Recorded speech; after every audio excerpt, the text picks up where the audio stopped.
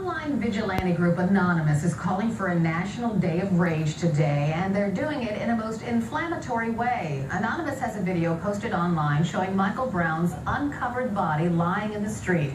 Of course, we're not going to show you that, but we can show you this. We are Anonymous. We are Legion. We do not forgive. We do not forget. Ferguson, expect us.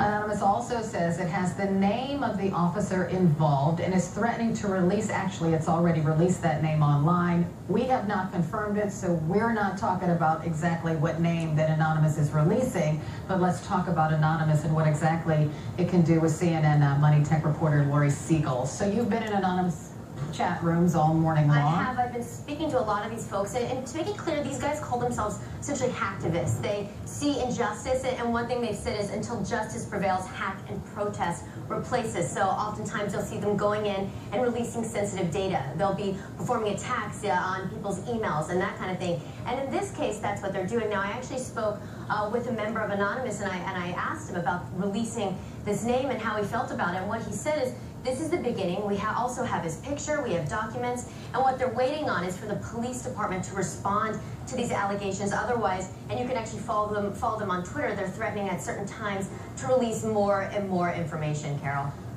So the police say they're not releasing the name because of death threats, not only against the officer, but against his family. Does Anonymous take that into account? No, they do. At one point, they actually released the information of a police department officer, the sergeant involved, and they said he was getting lots of threats, and they kind of scaled back a little bit on that. But these guys are vigilantes to a degree, and they believe if justice is not served, they will react with hacking. Now, I actually want to play you some sound exactly describing what their mission is and what they're threatening to do. Listen to this.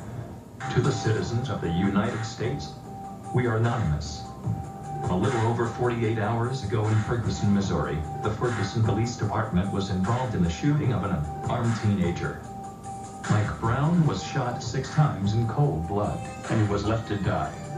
His body lay in a pool of blood in the sweltering heat for hours, while the police militarized the area against protesters and attempted to justify the killing with a reasonable story as to why they snatched this innocent student's life for no reason. You know, to me, that's incredibly inflammatory because we don't know the other side of the story. Absolutely, and what they say is, listen, if the police department isn't going to release this information, if they're going to be very protective, and they're watching closely at how the police officers are treating protesters, even journalists in these anonymous chat rooms, they're talking about how the police are treating journalists as well. And, you know, one of them said to me, you know, riddle me this, we pay the police force, they are our employees, so why can't we force them to be accountable to us? Obviously, always two sides of the story, but these guys are reacting via the internet, via hacking, and exposing very sensitive information that obviously we have to independently confirm before we can put out there, Carol. Lori Siegel, thank you so much. Still to come in the newsroom. I'm working on it.